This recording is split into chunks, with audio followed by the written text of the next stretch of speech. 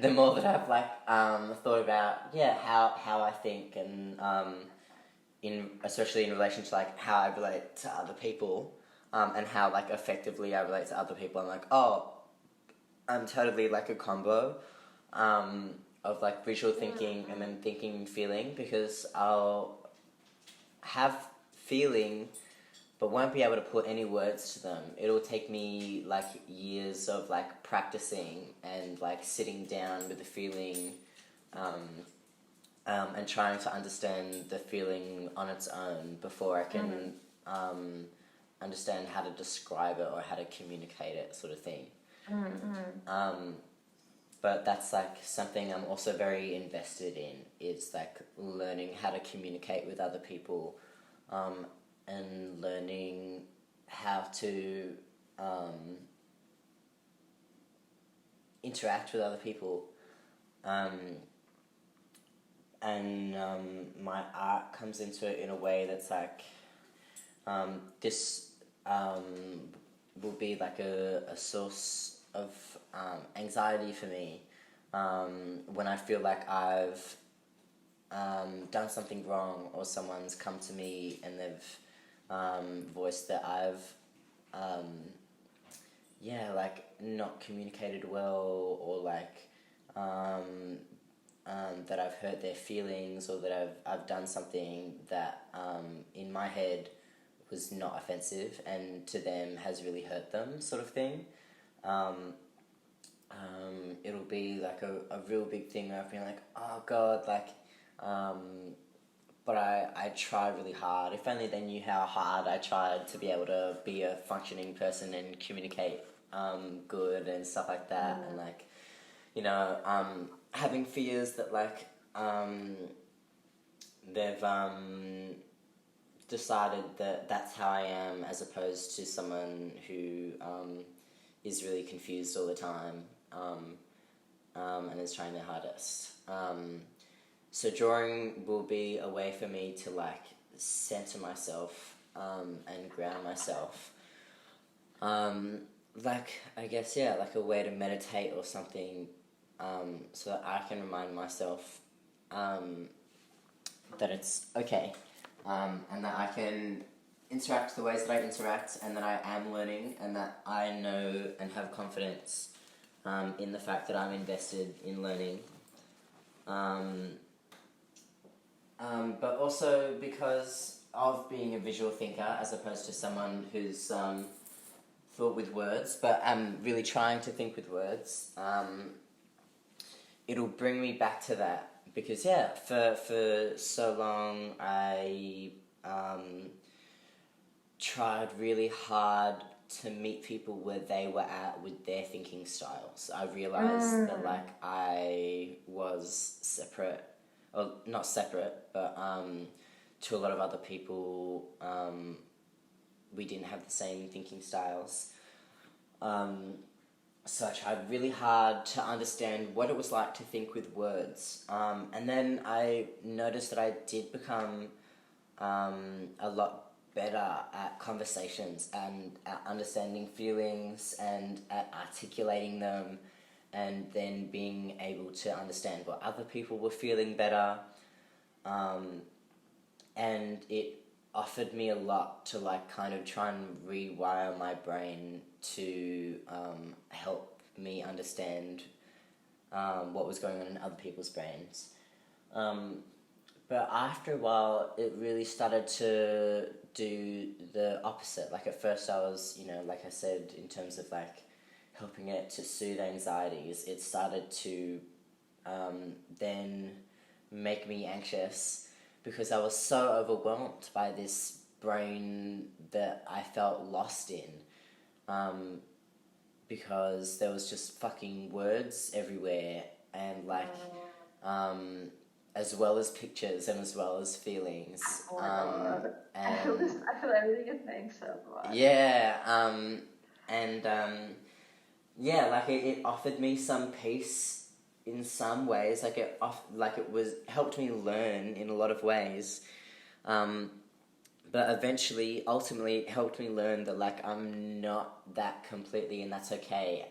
But also that it doesn't mean that I have to dismiss everything that I've learned. I can hold on to what serves me.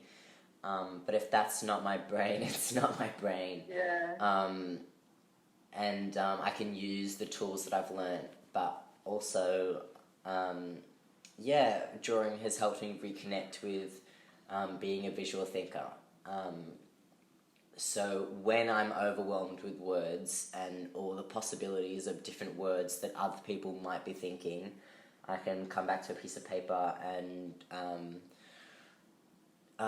draw pictures of me and what I'm feeling, and draw pictures of me with words, and it brings me back into the moment and out of just kind of like an anxious disassociation thing.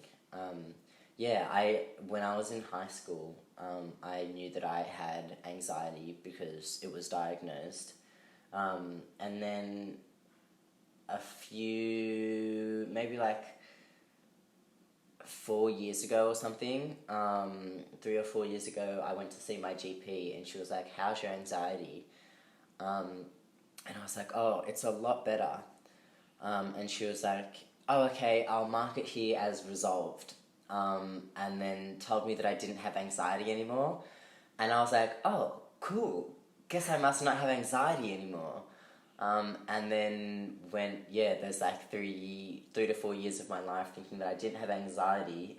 And then not understanding why I was overthinking every 3 seconds of my whole life, and also like never being able to sleep because I was like overridden by thoughts. And it like took until I started seeing a counsellor this year and saw a new GP, that he was like, "Have you ever thought about why you can't sleep at night?" And I knew that one of the reasons was chronic pain. But I said that sometimes it was just that I couldn't stop thinking. And he asked if I had anxiety, and I was like, I definitely used to. And then when I brought that up to my counsellor, I was like, "So like my GP mentioned something about anxiety," and she was like, "Oh, with your anxiety?" And I was like, "Oh no, because I don't have anxiety anymore. My GP told me." And she was like, I'm pretty sure that you are still a very anxious person." And I was like, "Oh, okay."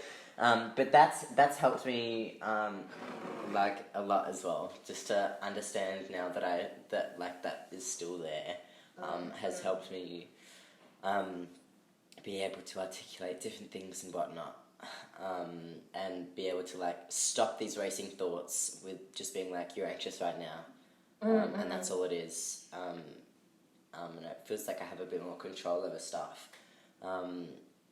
But those times that I don't have control, I often go to art. Originally, I think that my art started as like, I guess, my, like a way that I could do activism accessibly. I wanted to do posters, and I wanted to do art that made people think about issues that I was personally going through. Tom, Yeah. before we go into this part, I wanted to like touch on a few things to do with thinking, because I think that's so interesting, and so, I don't know, I just love it. I love talking about that. But I've been thinking about how, I don't think I've put this into words yet either, so bear with me, but how everything's kind of geared towards like a central or neutral thing, and like in the school systems we're taught like to, I think more than anything, how to memorize and then regurgitate information. And I was thinking about how a lot of socializing is actually just that. Absolutely, It's like what you're noticing in your environment or in the conversation, and then quickly like regurgitating that back. Like you're like noticing what the person's wearing, or like what they're saying in what they're saying, or like what's going like on scripts like, of you're like picking up on things, and then you're like saying it back. And like I've been thinking about how, like not everyone obviously thinks like that. And then, but we use that as a mark of intelligence. And if someone isn't able to regurgitate the input that they're receiving in the environment articulately, they're generally not considered very smart. And I've been thinking about how like heartbreaking that is. And totally. You know, like, because you could have someone that's because also thinking about like the diagnosis of someone being having an intellectual disability. And I was reading this post on Instagram by this woman who's autistic and has been diagnosed with an intellectual disability and is low functioning. And she was saying that to receive the diagnosis of an intellectual disability, it's to score like below average on an IQ test. But she was saying how like in the environment that she did the test in, it's like it was impossible for her to concentrate on the test because there's like all this sensory stuff going on, and it just wasn't like, you know, a correct way to measure her intelligence.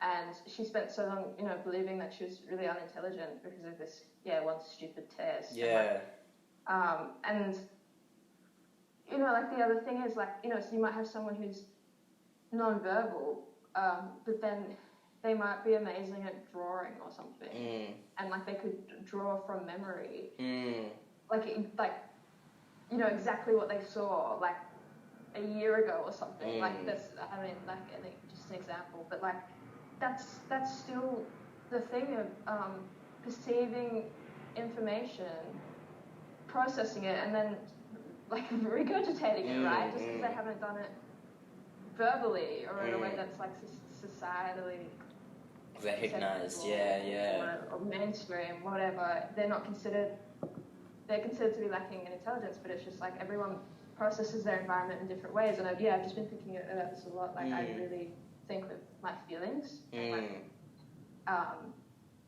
I mean that not just like emotional feelings, but like also like sensory feelings. Totally.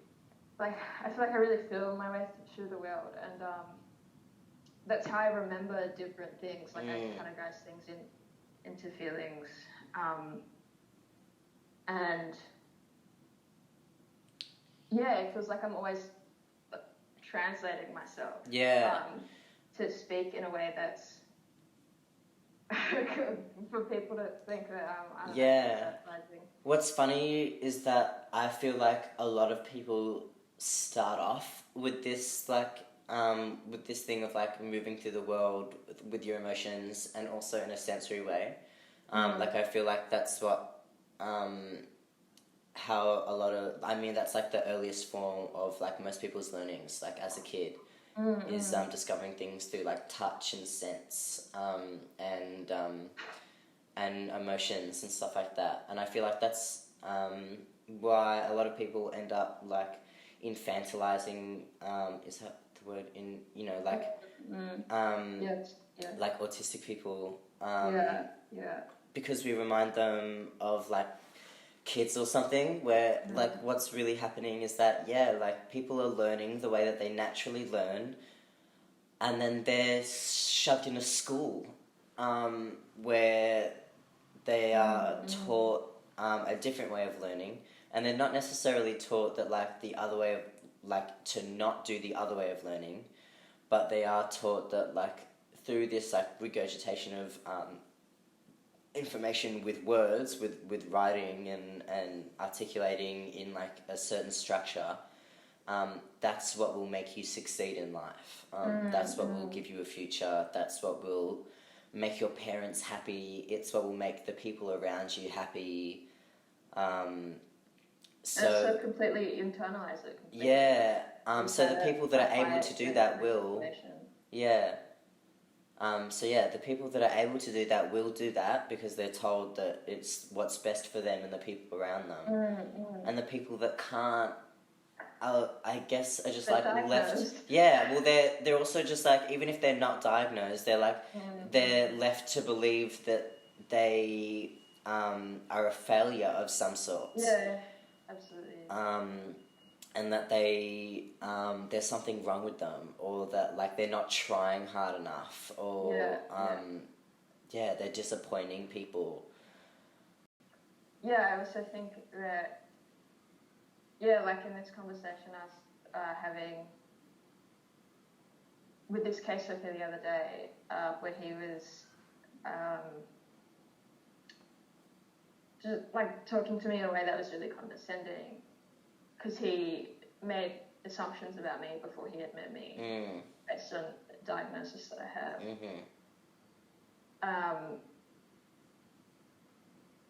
Like if you've been talked to like that since you're like a kid, and like if people, you know, keep talking to you like that, so if people keep talking to you like you're unintelligent, like it doesn't really leave you with much room to express the ways that you are intelligent. Yeah, totally.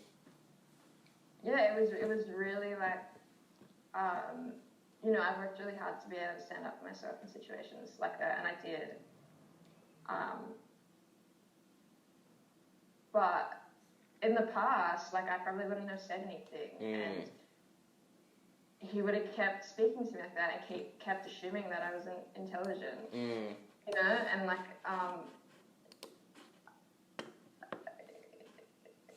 just like kind of like I'm trying to like touch on the way that gets like perpetuated through through that, like people are assuming that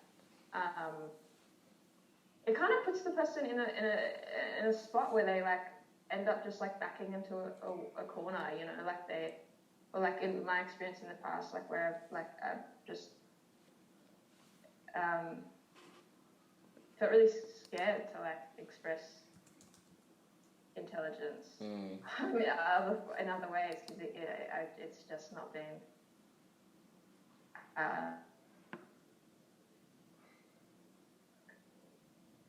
again, like I'm thinking right now in pictures, I'm getting memories of high school and like trying to like put it into words, but like I don't quite know how to finish that thought, but do you get what I'm saying? Yeah, I do get what you're saying. Yes. And I think it's like there's so many ways of thinking, and I feel like a lot of people wouldn't even know this about themselves unless they aren't able to, or like find it really difficult to think in the way that's kind of the way that we're all geared towards. And I was thinking about this with anything that's like diverse, so like with gender or sexuality or culture. I think, like I'll use the example of sexuality, for example. Like if, you know, like you're a girl and you're in high school and you only like girls, I think you're gonna figure that out a lot quicker than, I mean, not for everyone, like everyone has different experiences of sexuality, but like from what I've seen is, you're gonna figure out that a lot more quickly than if you're a girl who likes boys and girls, because you're just gonna like convince yourself it's something else. Normal, but you're not gonna think twice about it. You're not gonna explore that because you're already able to do what is. And I think it's starting to change now in Sydney, anyways. But like, I mean, my experience of going through high school. But for someone who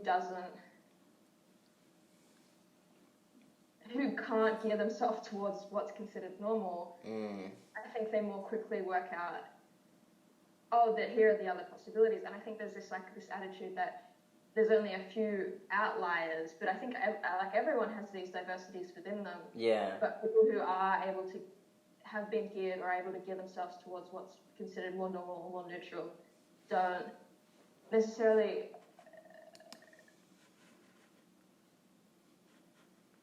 know to explore these other know that they can know that they're there, like it's not just with people who like it's sort of in such binaries, but it's not, I think of all these things as spectrums. That's like something that I'm learning more and more, is that like literally everything exists on a spectrum, like emotions and feelings and I don't know, just like literally everything. And I think that's like, yeah, just like an important thing to remember at the end of the day. Like your relationships with people are all on spectrums. Yeah. I think that really opens up the way, like when I reflect on that as a concept, it really like opens up the way that I see the world and the way I like think about people, and like rather than because we really are taught to think in such binaries, like with everything, like this is this, and it's like if you can kind of like take yourself back a little bit and like I don't know, just I don't know how to put it, but like I just like you end up seeing things a bit more for what they are, I think, rather than like what you kind of box them into.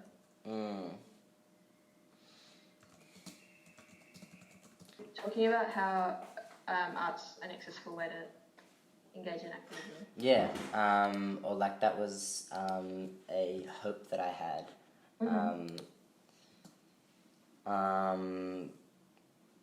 And then I found it much better for me, or like much more authentic for me to like, engage with it on a personal level, and I still feel like using it within activism will come.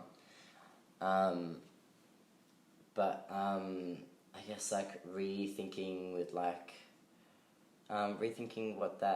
what activism looks like as well, and what is activism. Because a lot of people will be called activists when they're just asking for their fucking civil rights, you know, or will go into fighting for it and organising for it, and then they're given a label of activist instead of someone who wants to be treated with respect. Like it's a way of making it sound extreme, isn't it? Yeah, totally. Same with like rioters and protesters and stuff like that. I have a friend from Kununurra who like grew up with their family being in 10 embassies and stuff like that, and they say that both them and like none of their family call themselves activists. They just are Indigenous people that are protecting their land. And then all of a sudden, you know, like activist scenes will be like, oh, this activist so and so, and they're like, I'm just want my country to not be destroyed, you know. It's a way of really overshadowing what's happening and what they're doing. Yeah, and this like catch-all term that people can then dismiss like the specifics of what their message is and what they're fighting for.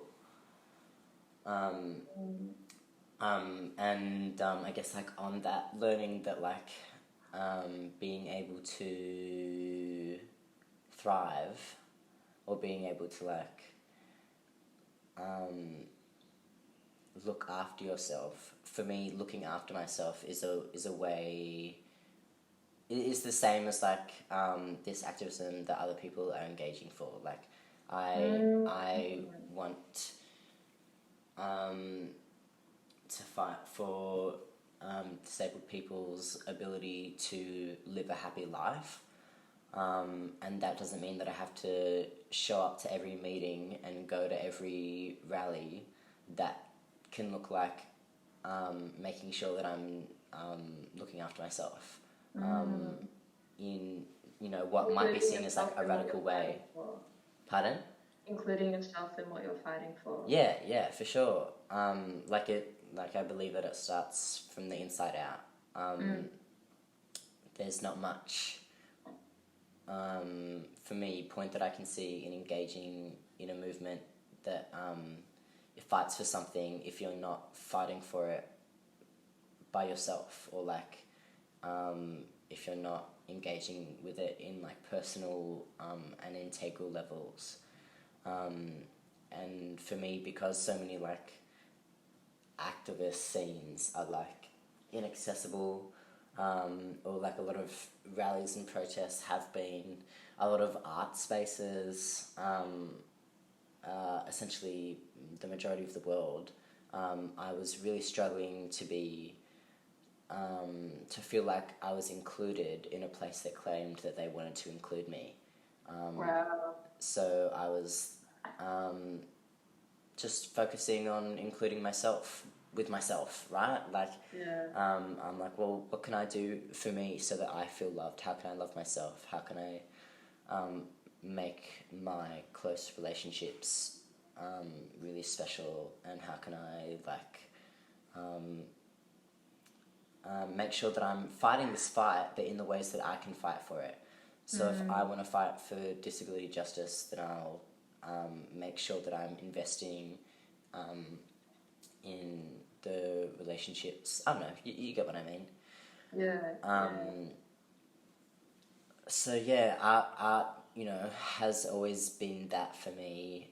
But at first I wanted it to be like a big picture sort of thing, but I never started with anything small, so there was no foundation for that. It was like, kind of like trying to drive a car with no motor. Right. There was, I wanted to be involved, but wasn't involved because there was barriers there. Yes? Been thinking about with like minority groups and how there's a lot of activism and a lot of people who, say that they're left wing and that they want to fight for minority groups. But then as soon as a person who's part of a minority group needs help, I think they often get ignored. And I think there's also a thing of like when people identify themselves as a minority, they get shut down. But when it's like, but then people who aren't necessarily part of the minority group, who are part of like the people fighting for these minority groups, it's like they get to decide who the minority groups are, which is also like plays into like the problems that are there already, if that makes sense. Like it's like very counterintuitive, and I've found that like where it's like someone who like will have really strong left-wing values and will really want to fight for these agendas, but when I say what my situation is and like why, it's like I tick all the boxes of what they're fighting for, but when I'm like, hey, me, they're like, no. And I'm like, what do you mean? But they would say that to anyone, and it's just like it's like they're fighting for like a group of people as like a concept. But then they're not actually fighting for the people who are part of this concept that they've created. Totally. Well, that's what that's why I find it so important to like invest in relationships and stuff like that, because that's what building communities, like strong communities, looks like to me. And if we are going to dismantle systems, then there has to be something in place if these systems are to come down. Otherwise, we aren't going to know how to support each other.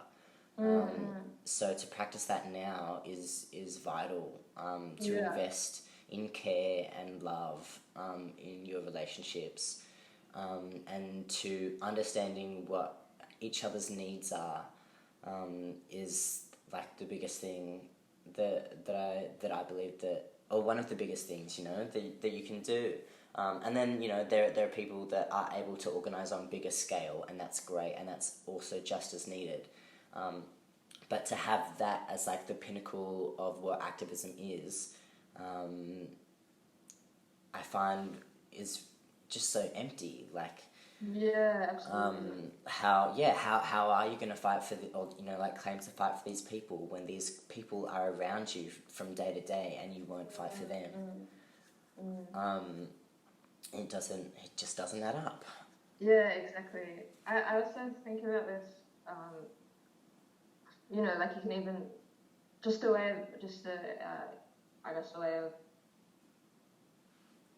using a metaphor, like to draw a parallel, like with art, it's like, like the exhibition isn't the process.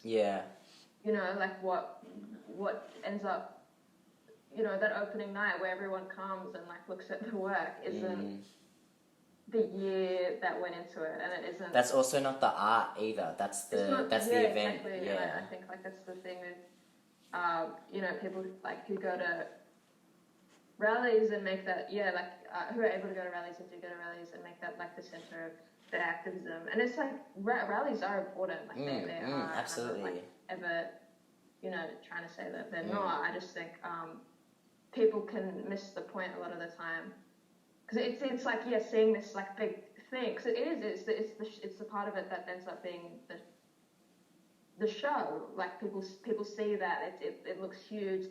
There's photos of thousands of people. It's very impressive, and they don't see the work behind that and the work that has to go into, like, because there's so much psychology in these movements as well. Like there's so much that has to be undone internally by these minority groups, for them to be able to tell the people who are going to the rallies what needs to be fought for. It's like these people who are in these minorities have to like spend years in therapy or like journaling or with themselves, unpicking their trauma and what they've faced, to be able to communicate it. And like I feel like that doesn't get. I think that gets really overshadowed by the rally. That kind of work is what led to the rally. And also the rally is like the traction. Like the rally is like, hey, look at what we're doing. It's not actually what people are doing. Like there's way more behind the scenes than a rally. Like regardless of if that's like what I'm doing in terms of like trying to build communities on a personal level. There's like other stuff like organizing mutual aid sort of things, and like meetings where people are talking about how they can I don't know, there's endless stuff, but I think a lot of people see rallies as like the be all and end all of protesting, which is like understandable because it's all that's shown, because our media wants to control how we're viewed, and I think they want us to be seen. I feel like if people knew what was actually being organised, they would want to be a part of it. And if they knew like the beautiful communities that were being developed in like a multitude of ways, they would also want to find a way that they could do it as well. But all that's ever really shown is when people are yelling on the streets, and media can then like write it off as either like inconvenient, violent, or disruptive, and also that there's not much else to it other than we're here for this cause and we're going to yell down the street for it. But besides that, there's so much that you can do, and that everyone has a place and everyone is able to do it. And that's like what I had to realize as well, was that there is more to it than attending rallies and attending the planning of rallies. At first I was really wanting to show up because, again, I was like, had been to a few things that were quite inaccessible, and I wanted to show up so that I could kind of soothe my own mind, but also like plant this seed in other people's heads. It's like you need to be thinking about access more, and I believe that that's like happening now, especially during a pandemic. More and more people are thinking about what that means for people with access needs. But I was very caught up in like, this is how you be involved in activism, and if I can't do this, then I can't help. And it started to really hurt me in a lot of ways. Similar to art school, I was like, this is how I become an artist. And then art school ended up nearly destroying me, because of its inability to become accessible, or to work around my needs, which is the nature of an institution.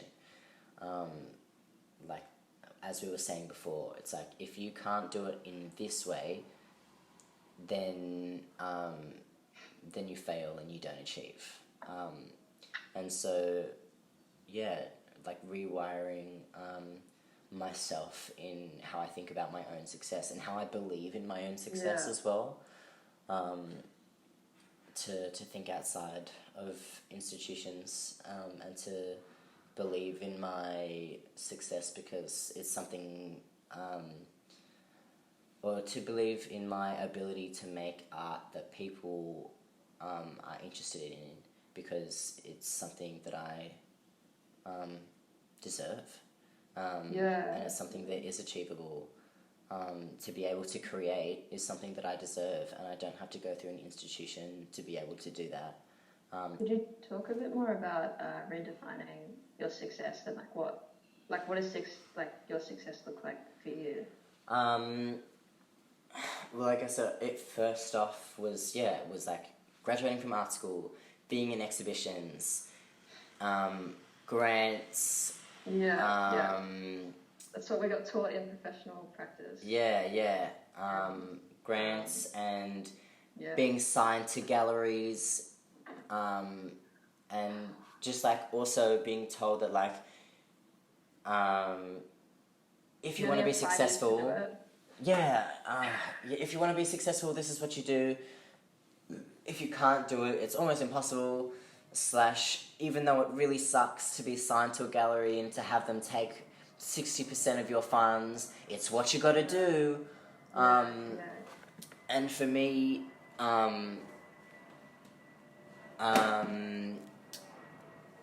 you know, there's this whole thing about forced poverty on disabled people, and I'm not in poverty,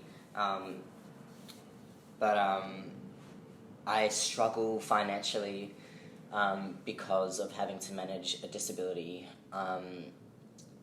and I was just like, God, how am I gonna do this?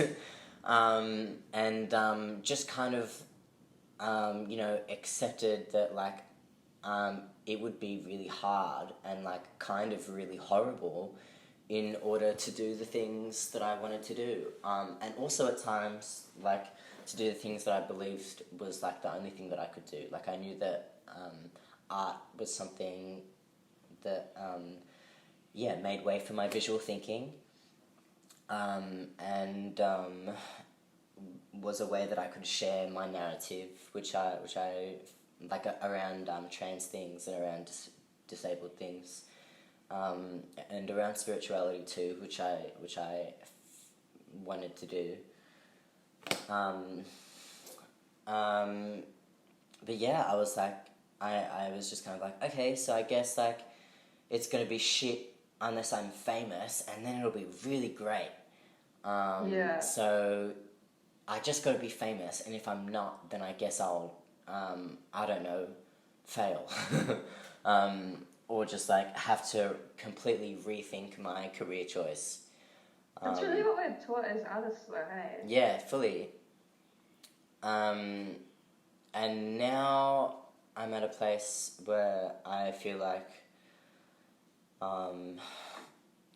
you know, I like to remind myself of divine timing, where I believe that like if I'm working for it in whatever ways that may happen, that it'll come.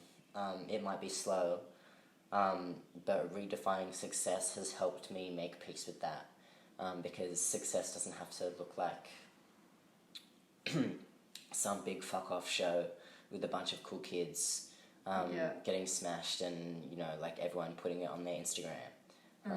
That's what I was like, oh, that's what I want, you know. But at the end of the day, I think what I want is to make things that help me, make things that I'm proud of, make things that, you know, maybe touch other people, but if they don't, that's okay. But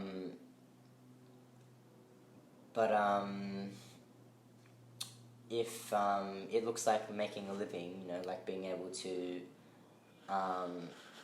survive off of it, I believe that I can do that, even if it's just with close friends. What I've been experiencing during COVID, which I believe is like a correlation with what I was saying before about learning to invest in personal relationships and redefining even what like love looks like and stuff like that, is that I've had more people than I would have imagined reaching out to me being like, hey, I know that artists are struggling during this time and I love your work. Can I commission some things? And I've never been so overwhelmed with commissions literally in my entire life. Not that I was like getting much commissions before, but what I noticed is when I shed this fear of not being successful in a corporate world, I was becoming successful in my own world. Which like has just been really, has been actually fulfilling as opposed to like feeling like I achieved something once and then, okay, here comes the anxiety to do it again, and to do it bigger the next time, and to have more people like it the next time and stuff like that. So I'm like, success looks this like is starting to look the same on all areas of my life, where it's like the people I care about come first. I come first as well. I try to invest in what I believe is best, and the rest follows, in an accordance to that. Yeah, that's brilliant. Thank you for sharing that. That's given me something to really reflect on as well. Cool. I think when you are making art from that place, you're making art that's yours. Fully. I think when you make art that is considering, what we're taught as success, to be successful is when you're considering that too much, you end up making art that's not yours, and it becomes quite hollow. Really. And also for me, like being successful in a corporate world and like having to like punch out this like, You've got lights on your. Can you see them in your camera? No. There's like red lights on your face. Oh. Kind of cool. Oh, that's cool. In like being successful in a corporate way.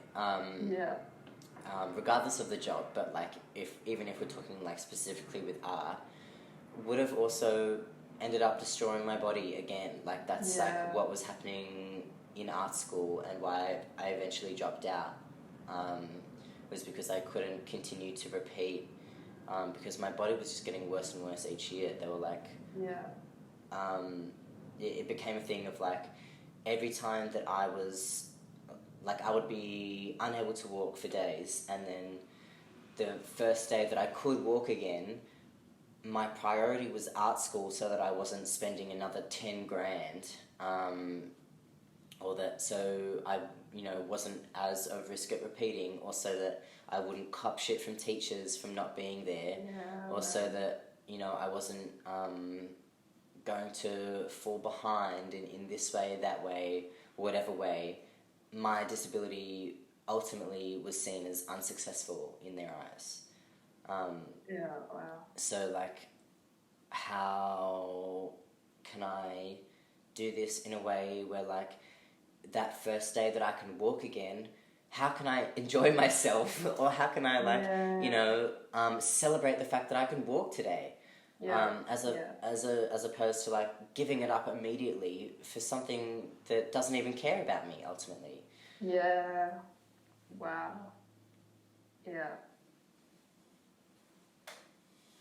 That's definitely something for everyone to really reflect on, I think.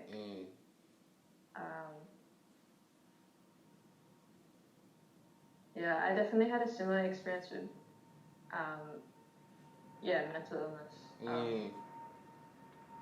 And really putting off, like, looking after that until I finished out school.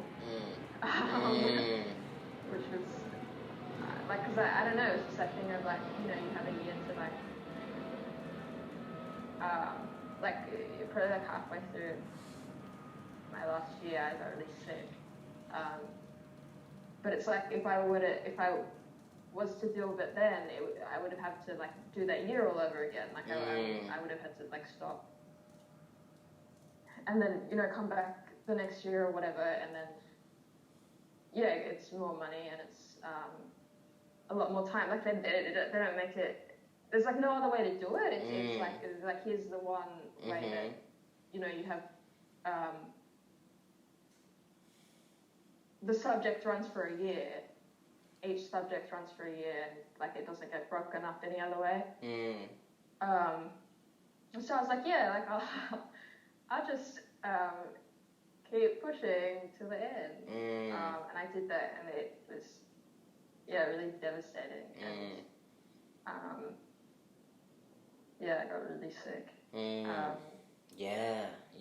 remember you were really sick. Really sick. Yeah. And, like, a lot of other stuff was going on too. And I really put these things that should have been central to my life and well-being to the side of art school, because it's like, this is your degree, this is your grad show, like, you have to do this, you have to do it. And I was like, it didn't.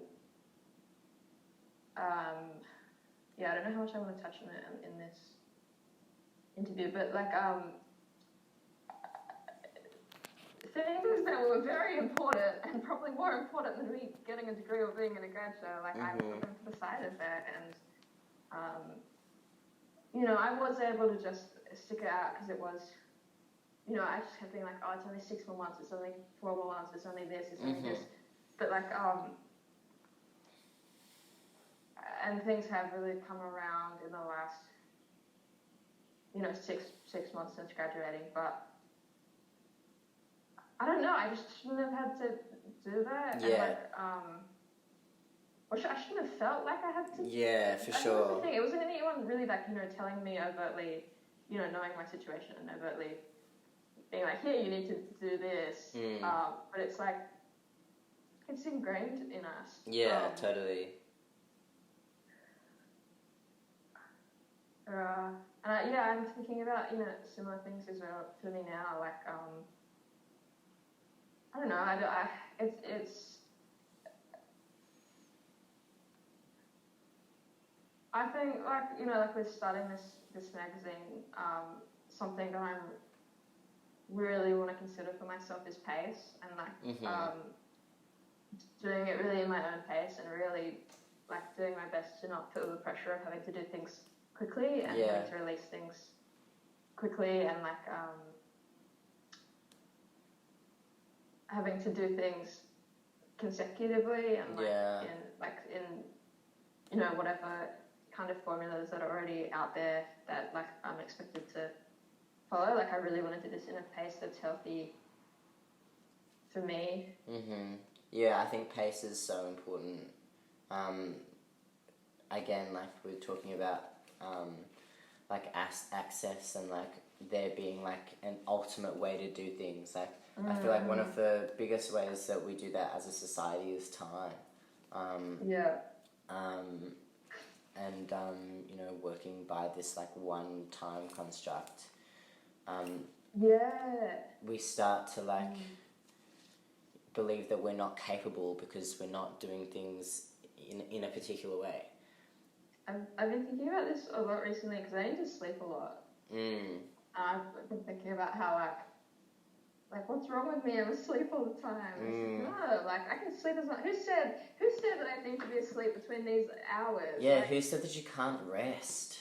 Jesus, like, there's such a thing. Like, I had it so internalized that I was like, cool, I can sleep from, like, 10 p.m. to, like, 8 a.m. And if I do anything outside of, if I sleep for any more than those hours, I'm bad. Yeah. It's like not conscious, but you feel bad about it. Yeah, Like, totally. Oversleep.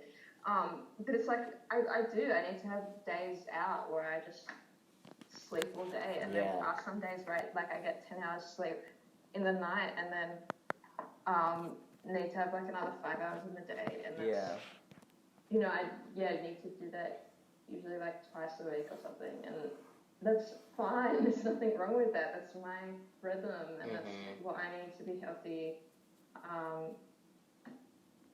Due to mental illness and disability things, and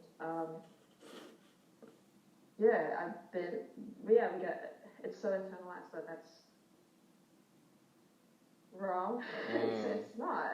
It's like this idea of being successful in like that. This is like this idea of being successful in a career way, and there's an idea of being successful in everyday life. Yeah, in a life way. Yeah, well, they're totally intertwined. I mean, like, one of those, like, views of, like, being successful in everyday life is having a career,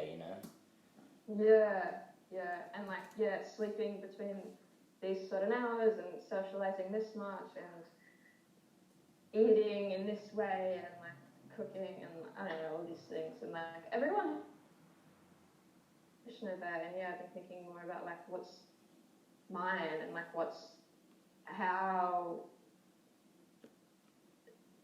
can I do this and how do I want to do this and like what do I actually care about, who cares about if I am sleeping this much, like I don't know, it's just such a funny thing to like be so, when you really think about that, like it's such a funny thing to be so worried about, like or like to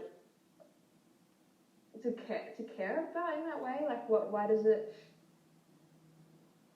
matter if someone's spending like that much time sleeping or that much time playing video games or that much time doing nothing, like who cares, like I don't know, let's stop caring. Let's just stop caring. Let's leave everyone alone. Well, like I've been playing Candy Crush a lot recently, and I've been feeling really bad about it. It's like, I want to stop. This game is so like nothing. Like it's so like, and I need that. I like need some nothing. Yeah, totally. I've had a lot going on. I need some time where I'm just kind of really tuning out. And,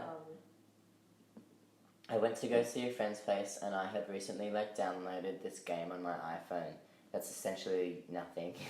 It's called Toca World, and it's kind of just like Dollhouse, but like you can like make your little dudes, and I was showing my friend whose house I went to, and she was like, I hate it, and I was like, why do you hate it? And she was like, because there's no objective, and I was like, but that's the point. That's why I love it. Because you don't have to do anything. You can just, like, fuck around and do whatever. And, like, I understand, like, if it was, like, like, purely from a game perspective, that if someone, like, wants to feel like they're doing accomplishments or, like, tasks, if that's, like, just, like, the sort of games that they like to play. But, yeah, I'm just like, why do we need to reach certain things in order for it to be good? Why do we need to, Yeah, cool. Cool, absolutely. I dig it. Cool. Yeah. Alright. I want to talk more about your practice and like what it... You've spoken about drawing. You also are a ceramicist. Yes. And I love your ceramics. Thanks. Your ceramics. Yeah, I like ceramics. I do too. Yeah. I like how you can draw in it and it's still a drawing but it looks different to what regular drawings look like. I like that you can incorporate different forms in one form. I like that you can work on the surface. I like that you can make a sculpture. I like that you can make them functional. I like that they may or may not serve a purpose. I like that they might be really strong, or they could break instantly. I just like that there can be so many things with the one thing. I think that I kind of resonate with that. Oh, bless you.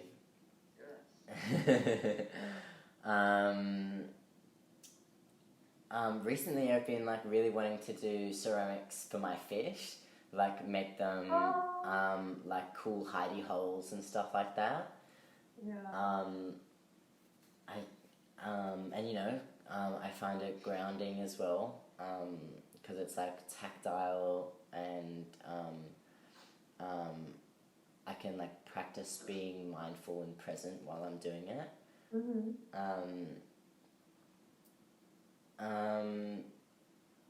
Ceramics is what I chose in art school, and that's what I stuck with. And sometimes I wish that I did printmaking as well, because I feel like I would also benefit or like enjoy forms of printmaking too. So that might be something that I want to explore in the future. Because how cool would it be to make t-shirts and bags and like wearable things, you know? And also again with like eventually making posters and things when I'm ready, or you know, maybe stuff like, oh, I'm not sure, just like more 2D stuff. How would that look like? But yeah, I love ceramics. I like how versatile it is, and I like how it's a process that you can't guarantee. I feel like it makes me feel like I'm collaborating with a material as opposed to like making my art. I'm like trying to work with this thing that like may or may not come out how I want it, regardless of if I've done everything that says that it should come out how I want it.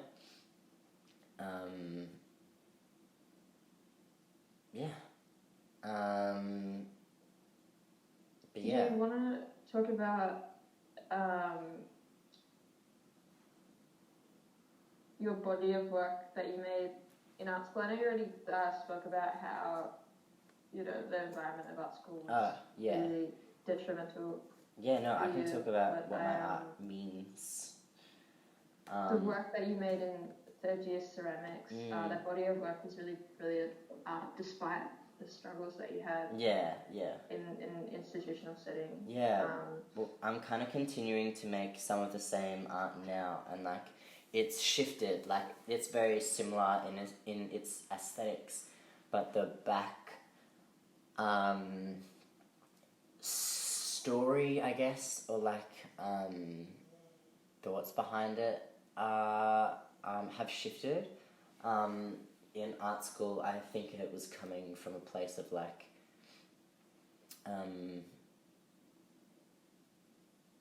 kind of grief in a way, or like acceptance of sadness. You know, it had a lot to do with making my physical pain visual, like something that to most people is invisible, to make it visible for them. It was also about death and loss, and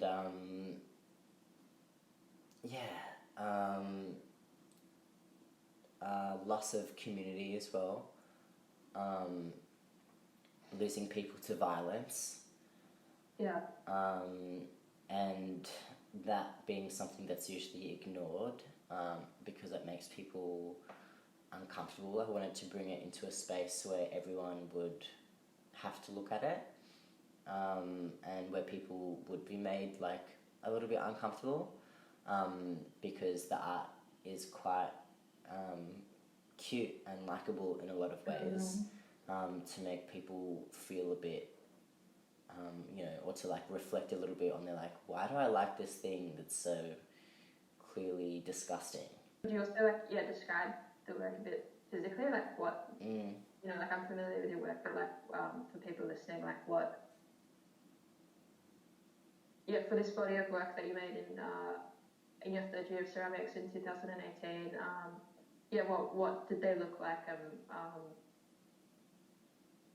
You know, like what kind of I don't know, maybe even speak a little bit about process, like what kind of glazes and colors and things. Yeah.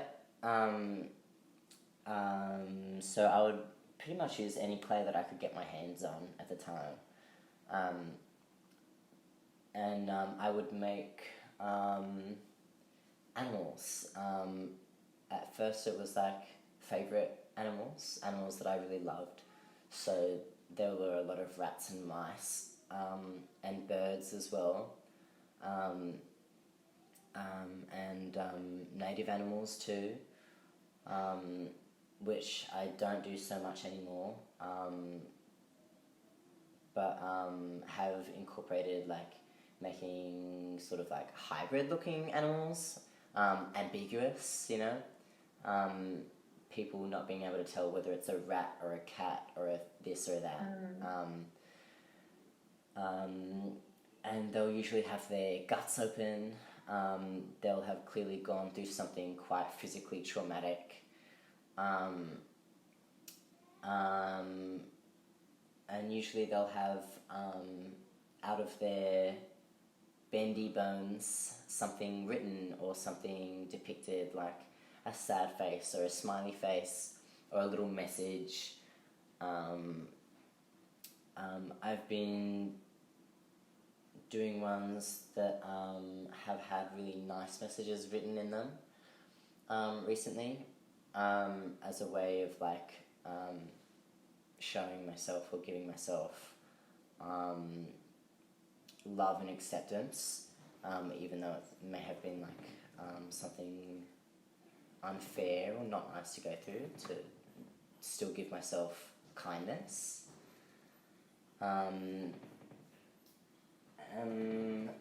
So there'll be things like love you or take care or God bless, and then again how that like relates to physical pain and disability. It was something that I had to go through where I was quite angry, I guess, or like upset that I was having to go through this. And now just being like, well, I know that my body is really doing the best that it can while having this disease or whatever. So yeah, out of the clay, I'll have little bones that'll say things or depict things in terms of what I'm feeling.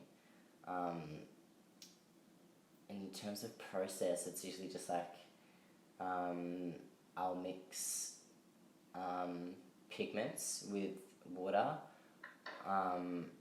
and use that as, or mix that with slip or not mix that with slip, depending on like how I want it to look. Because if I mix the pigment with just water, it can almost look like a really beautiful like watercolor effect on the clay. Whereas like if I mix it with slip, it'll be really bright, kind of like block colors. And usually I'll put that on it while it's like leather, while the clay is leather hard before it's been fired the first time. And then over the top of that, I'll just put a clear glaze.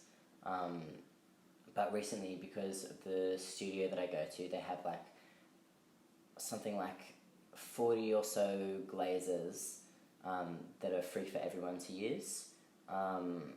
So I've been experimenting a little bit more with like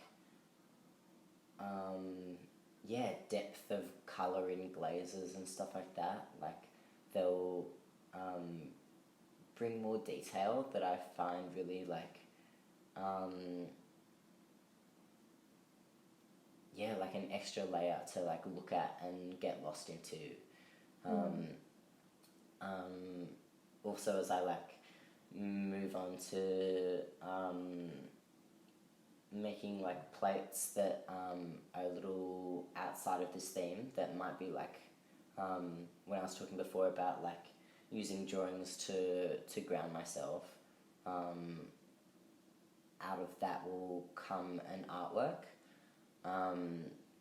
So if I'm depicting that, I really like to look at these different glazes that are there, and see that there might be like multiple colours in them, and because with this body of work in 2018, it's majority animals, so, and them being kind of like gorishly depicted, so it'll be like fur, eyeballs, teeth, and blood and bones as like the textures, and the only sort of like textures and stuff that I'm using. Why animals? Why were you using animals to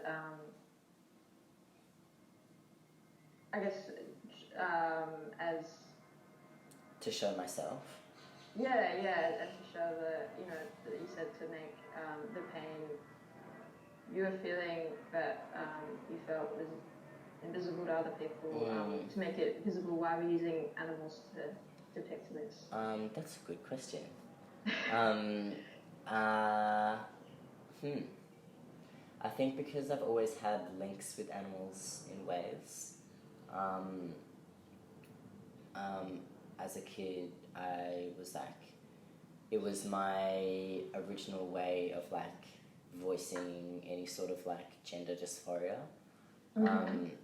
Was that I would beg and plead. Like I never grew up religious. I never like did that, but I would like pray that I would become an animal the next day.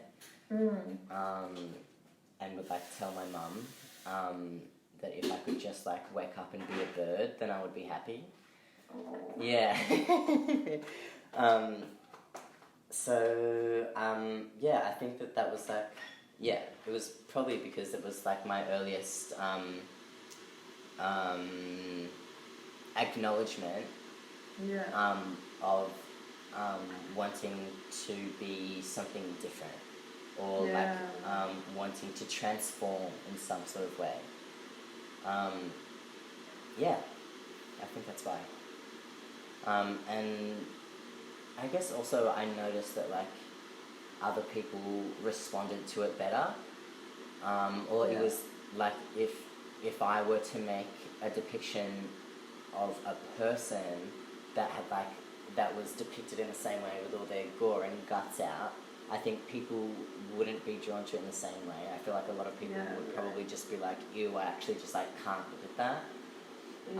Whereas if I made it kind of cutesy and kind of like like a cute animal, but its guts are out and there's a little sad face. People thought it was cute, as well as like gross. But there was still that thing where they were like, oh. Whereas like if it was just me with my guts out, I think that people would be like, that's weird. And I don't, I think also because the way they think the pain is like a visual representation and like a visual metaphor. Like your guts aren't actually out. It's relaxed. It's like that's how you're translating the pain to make it into a visual thing. The ceramics, because I don't know how to say what I want to say. But also by using, I think if you use yourself, it makes it too literal, because like that's for sure. And also it might be too much for me to deal with. Like I think also because like that's not the like the nature of your disability and the pain that you're in. I think, but by using that to like express the pain, also by using a creature that isn't you to represent you, it like ties together really nicely. Because they're both metaphors. And it's both stuff that I feel, but not necessarily is the reality. I hope I said that okay. No, for sure. The other thing that I'm really interested in is like, I guess, because you do childlike over times. and the sad faces and the smiley faces. Like, do you want to talk a bit more about that and how that comes into it? Yeah. So I had multiple family members tell me that they, when I was coming out, that their daughter or granddaughter had died. Yeah. And that they felt like they couldn't be close to me because it was too much for them, because it reminded them of a loss that they were going through.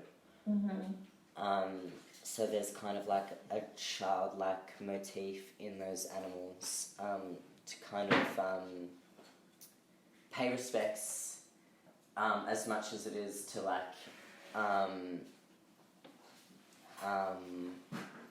don't know, maybe like poke fun, or like maybe to play with that concept of like death and death in something that's childlike. Where like I understand how it would have been a loss in their eyes. Yeah, if you could touch on that as an experience that trans people go through,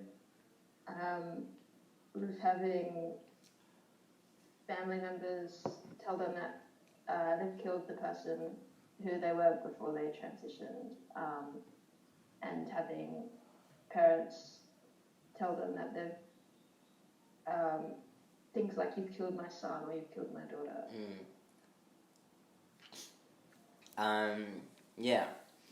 Yeah, as much as it is like ultimately, like I want my sympathies to like stay with the trans people that have like experienced that, me included.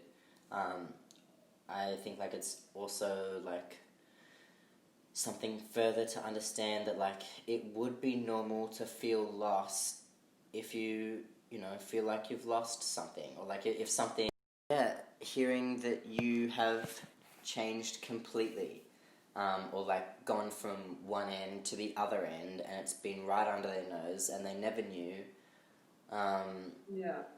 stuff like that. So I think it's how they were raised, more than anything, is their understanding of what gender is, as opposed to you coming to terms with something that's always been there, regardless of like what it looks like. That's the other thing, is that we are like taught what trans looks like.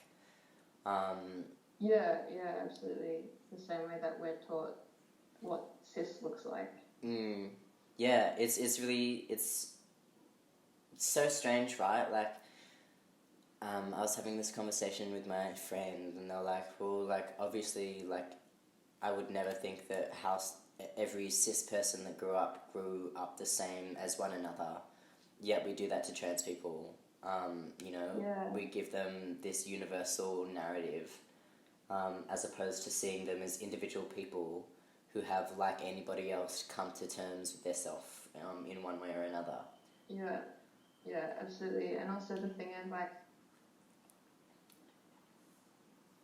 because there's like cisgender binaries, and then when someone breaks away from that binary, like, there's a lot of resistance to it. But then I feel like there also comes a point, and this doesn't happen with, I guess, everyone who's who they're surrounded by, the people they're surrounded by expect them to transition in a certain way. So it's like there's the resistance, like they gotta push back where it's like, no, like, this isn't you. And then when the people around them, start to accept, okay, like, this person is transgender a bit more, they're expected to, go straight to the other binary. Like, they're like, cool, this is how you're gonna do it now. That's something that I found really damaging. That was like, if I could go back and do it differently, that's something that I would keep in mind, was that, like, although I knew these things, I didn't apply them to myself. I was just told by so many people that I couldn't be trans because of the fact that I am a really feminine person, and you know, the things that I like, the things that I enjoy, the things that I love made me not trans. And all I could do was know that I was trans, so want to prove them wrong, or not even want, but have a need to prove them wrong, so that I could become who I needed to be, or, you know, like, let myself become who I always was, but who I didn't understand that I was. I feel like I've experienced the same thing as being autistic. Yeah. Like having people tell me that I'm not because of these things, and then you know, that creating a need to like prove that you are a person in a certain way. I think especially because there's so much masking around both of these things. Like you're not allowed to be yourself for such a long time, and then you're like, okay, like I'm ready to be myself now. Here I am, and you come out as that, and then you're like, no, you're not, and then you're like, yes, I am. So like the way that you are introduced to this, you know, this idea of who you are trying to be authentically, you end up not going that way because you're trying to prove something. Yes, exactly. That's exactly what I found. Like, I think back now, I'm like, God, I'm so sad about all the dresses that I threw out because I wanted to prove other people right. Yeah. Whereas, like, now I've reached a place where, like, you know, I'm so grateful that I've had, like, access to hormones and stuff. But part of being able to access hormones was putting on this fucking, like, masculine front of, like, proving to the guy, to the hormone gatekeeper, that, like, I was deserving of hormones because of the things that I love and the things that I enjoy. Be like, well, I do love these things, and also I'm this, you know? They don't cancel each other out. They can, like, they coexist within me. But yeah, like, I'm very thankful to be able to have access to hormones and surgery, because it's given me this freedom now, where I look the way that I want to look. And now what follows is that I can love the things that I want to love, without risk of people invalidating me. Yeah. Well, now I'm I used to be at a place where I was, like, interpreted really femininely, but not in a way that I desired. In a way that, like, my masculinity was also just, like, not being seen whatsoever. So it was, like, feminine only, or, like, girl adjacent only. Whereas, yeah, now, because, I don't know, I've got a beard, I guess, and I have, like, short hair, and my beautiful little monobrow, and my deep voice, and stuff like that. Now I feel free to wear the dresses that I threw out before, because I know that it will both be seen now. Whereas, like, again, like, people were like, you can't be trans because you love all these feminine things, and I was like, shit. True. Better, you know, in order to be interpreted the way that I want, better, like, get rid of anything that says otherwise. Whereas, like, I'm now coming to understand that, like, I'm not changing from one thing to another like I was often told, or what has often been depicted. I'm literally just letting my life take its natural course, just like any other person. And this is the course that it's taking. So in a lot of ways, when I think about the word transgender, it's not encompassing, like, it is encompassing for people like me, but it's not encompassing for a lot of people that have different stories and different gender diverse narratives. Especially, what do you mean encompassing? like it doesn't, you know, if we talk about like trans being an umbrella term, Yeah. there are people that technically fit under that umbrella but aren't often included in that story. Yeah. And then again, there's people that are included under that umbrella but don't identify as transgender because it's something else completely to them. Yeah. Especially... I've also heard of people using the word transgender as a term meaning to transcend gender. Yeah, that's cool. Transition from one gender to another. Yeah, that's cool. I think it's, you know, like a huge, or like something that I have come to learn about is, yeah, how we see trans people and how transgender is a word that, yeah, includes some people, doesn't include other people, but for a lot of people, trans has always existed, but not under that name. You know, in a lot of Indigenous cultures and whatnot, their gender has been respected as their gender, as opposed to, you know, some sort of change or some sort of umbrella or like lumped in with other people. It's them something specifically. That they have to identify with to prove that it's real. Yeah. Yeah, and like, yeah, when I think about that, for me, I'm like, it's funny to then think about how so many people told me that I wasn't trans because I didn't fit in this narrative, and now I'm like, oh, well, maybe I'm not, because like, if I don't fit in this narrative, then it's fine, it's not for me. Yeah, I'm not sure. Yeah.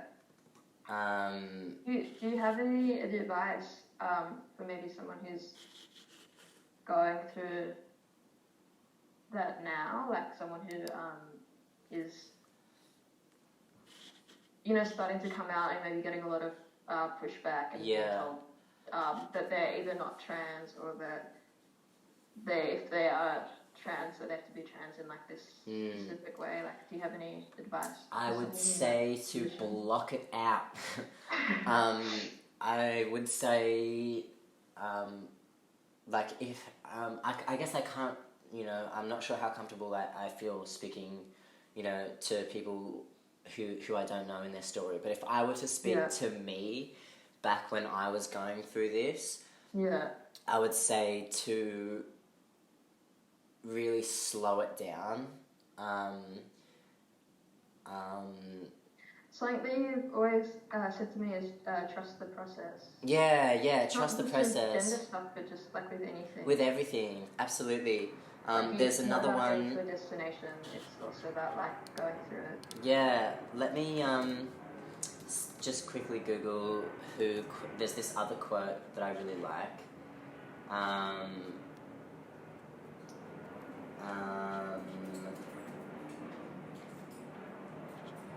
It's the quote is move at the speed of trust. Oh yeah. Yeah. And it's. Oh, I like that. Yeah, it's a quote by Adrienne Marie Brown, who's a social justice facilitator, and they implement that in terms of organising. They're like, we move at the speed of trust. And I'd like to, you know, use that in my life, I guess, and with my relationships and stuff like that. Yeah. Because otherwise you end up putting too much weight on something that isn't ready to hold it. Absolutely. Yeah, exactly.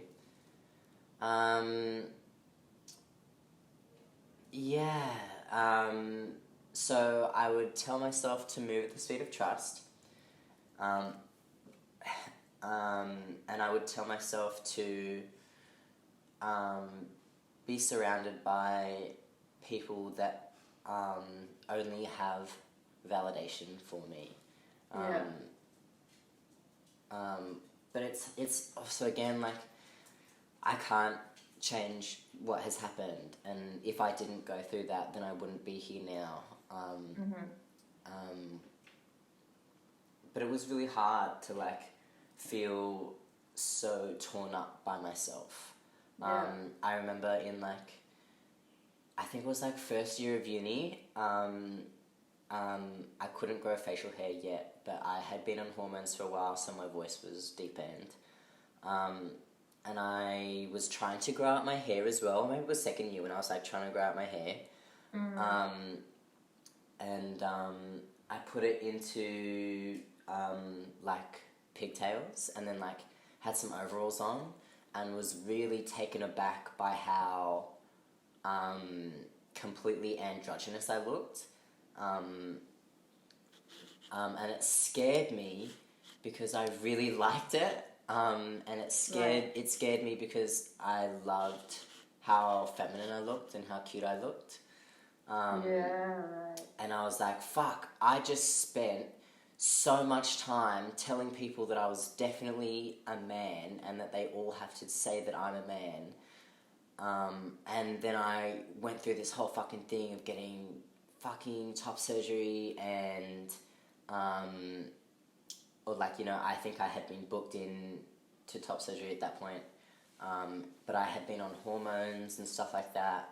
A lot of money, a lot of time, a lot of like sincere struggle had gone into validating who I wanted other people to know who I was. And it really scared me to like look in the mirror, see myself look like a girl and be like, I really like this and I could do this. Whereas like my understanding of myself now is that I am a fluid person, and whatever else may come as well. So I guess my process, or like my where I'm at now is like my gender struggles will come because these old thoughts will come back, where I'll feel masculine for however long, and then I'll start feeling feminine again and start having desires to express myself in a feminine way.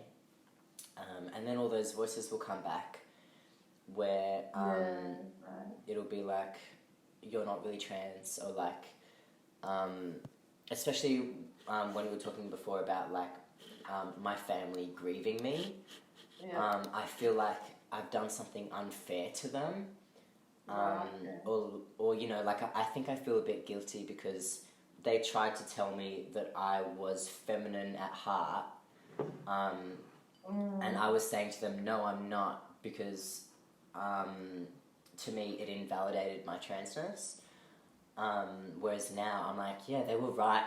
Like I am a really feminine person, and I do love all these things, and I'm not a fucking man or whatever, but I'm also like, sometimes I guess, but I guess I'm just like this person that's just like going around and looking how I want and being how I want, and that looks like a bunch of different things at any given Rather than point.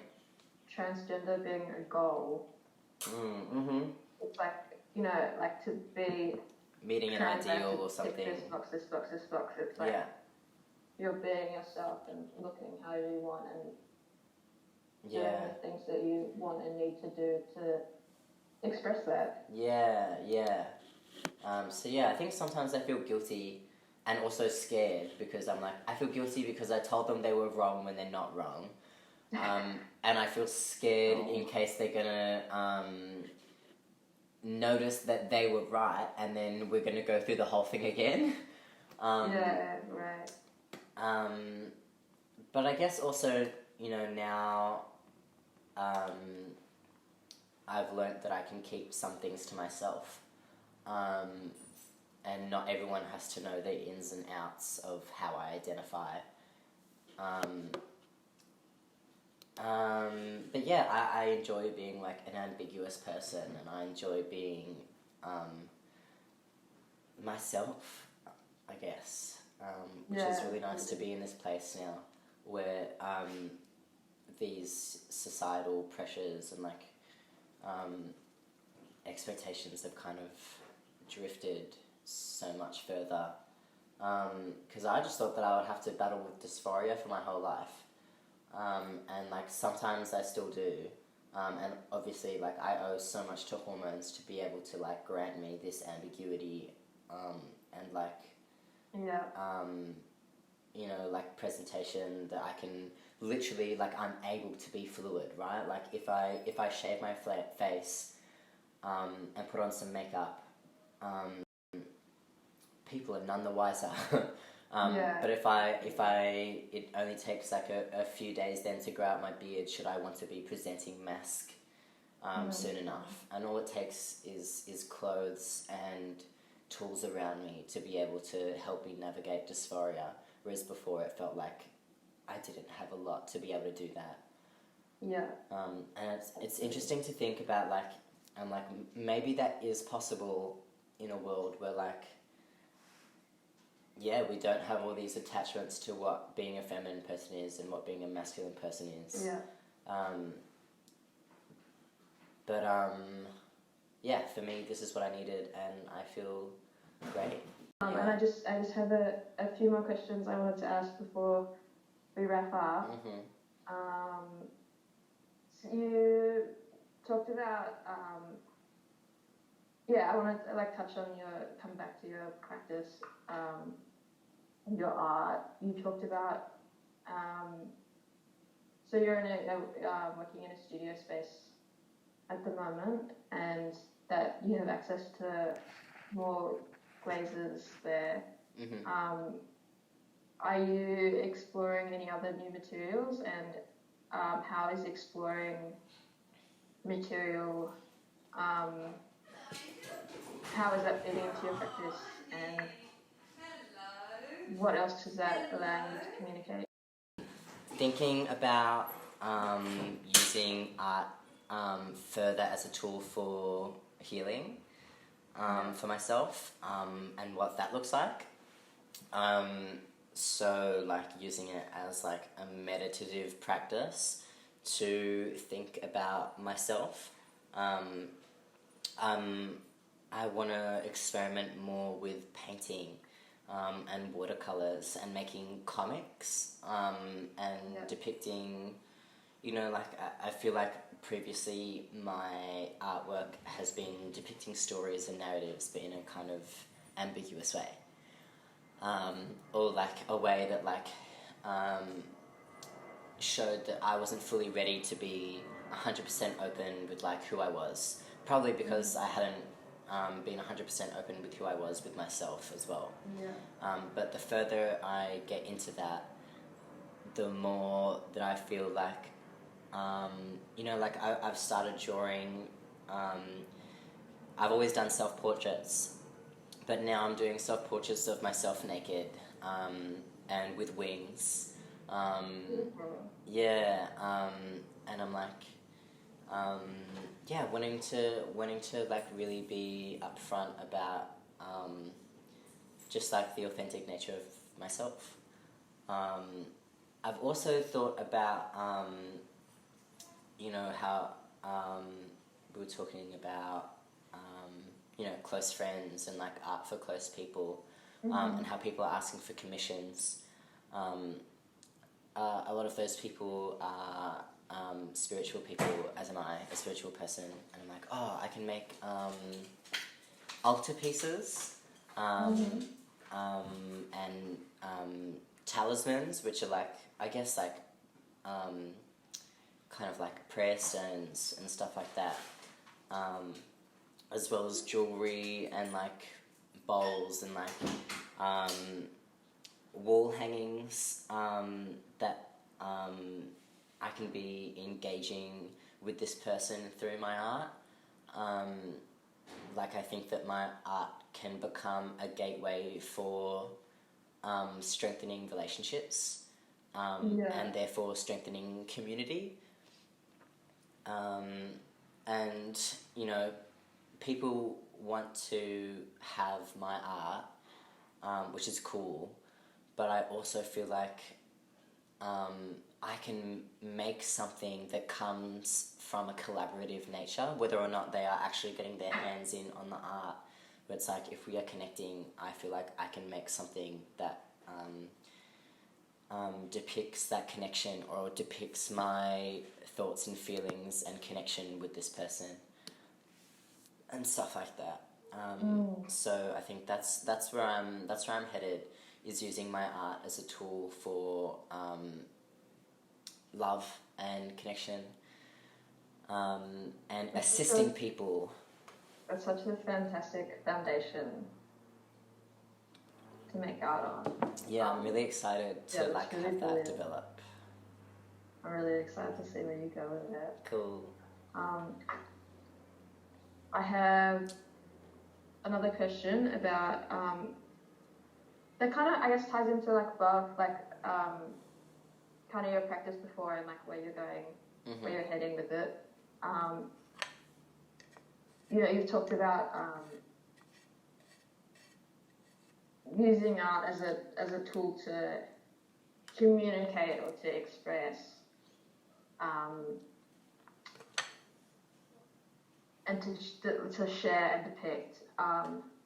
Is art also for you a way of exploring the things that you're depicting? Yeah, and it always has been, but I guess like when I talk about it being like a meditative thing, it helps me sit and think about what I'm drawing about.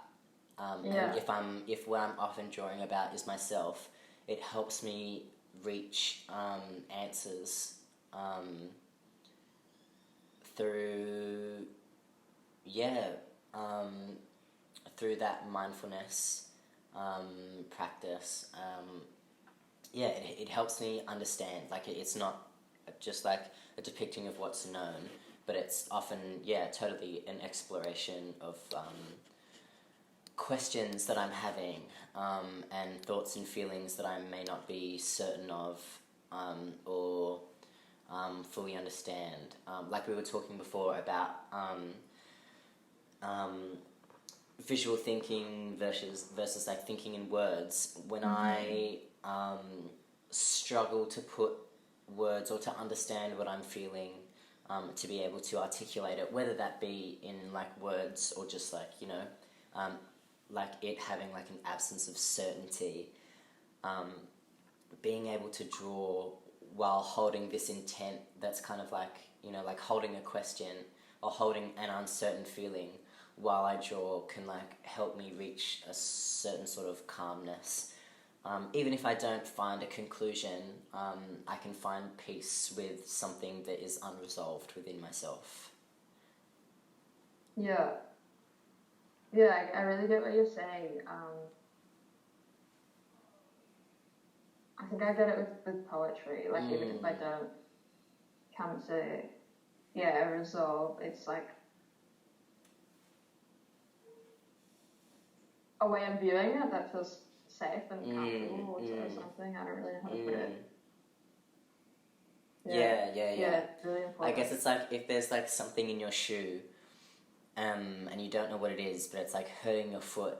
Yeah. You can like, this practice is like taking off your shoe and having a look at what's in your shoe, and even if you're like, I don't know what this fucking thing is, you also like are closer with it, and you're just like having that moment of like really looking at it and being like, so this is what you are, whether or not I like know what you mean or where you came from or like what you are, like that can all come later. You become familiar with it. Yeah, totally. And it doesn't hurt so much or, you know, bother you, or like it's a way of addressing things. Yeah. Cool. And I just wanted to, like wrap this up with asking you, I don't know, did you have anything to add or anything else that you wanted to mention? Or any future, I mean, you talked about like where your practice is going. I don't know, do you have anything, any bodies of works that are up and coming or any... Yeah, I've got some works that are coming just purely from the amount of commissions that I'm having to do. That's so brilliant. Yeah. Congratulations on that. Thank you. So I'm sure that like as a part of that, like naturally I'll start doing other stuff on the side of it. Yeah, I'm excited to get comics started. I really want to do some comics and stuff like that.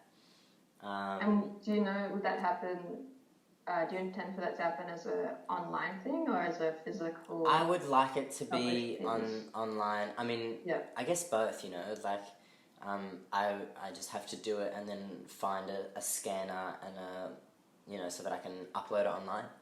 Yeah. Yeah, I'm also like thinking of making an art account.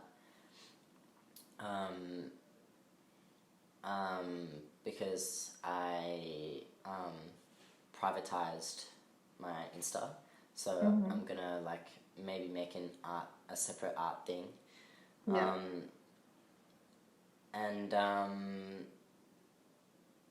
Yeah, I mean, I guess in terms of like having anything else to add,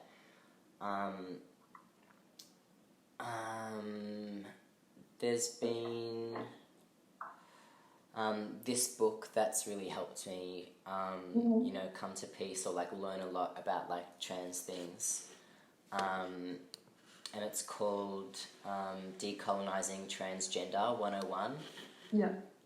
And I just think that like regardless of like you know, your gender, it's a really eye-opening read, and for me helped me drop a lot of these like exterior pressures and understandings of gender. Otherwise, maybe I can like link you the person who did that quote that's like moving at the speed of trust.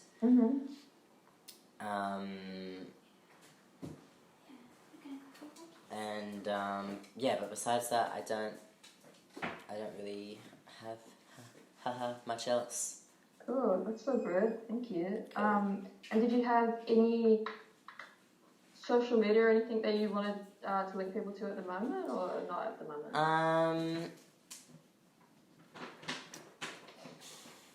I don't know. I mean, like, I want to like make connections with people that I would like to make connections with, but my Instagram. Or an email address.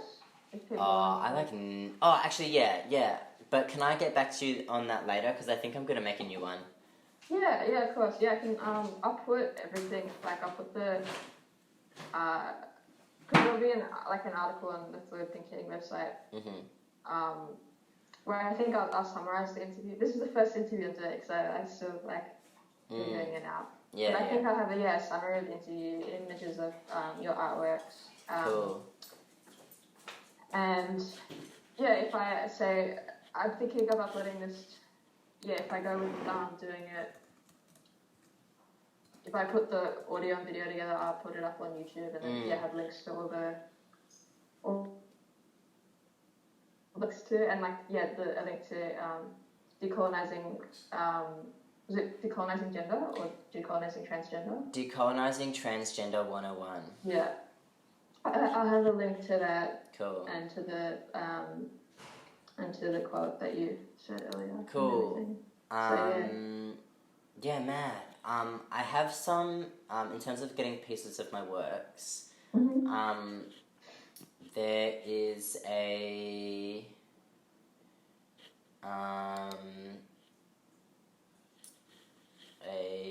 where is it?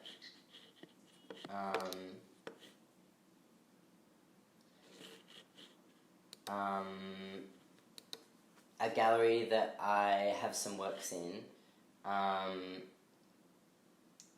I think some of the stuff is here it is on their website. Okay, brilliant. So there's some more kind of current work there. What is the gallery called? Traffic Jam Galleries, and it's under there's a selection that says artists, and I'm under guest artists. Cool. Yeah. So there's some old ones, and then there's some newer ones, and they're not the best photos, but they're alright.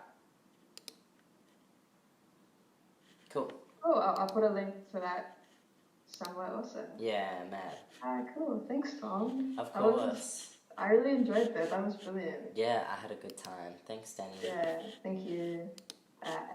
Okay. Bye, love you.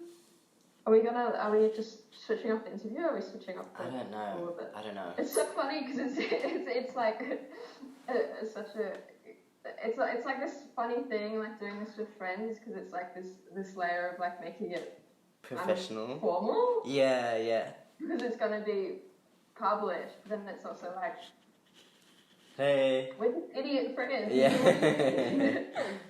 Yeah. I'll turn off the recording. Okay, cool. Oh yeah, I'll And turn then off my we can, recording like, as well.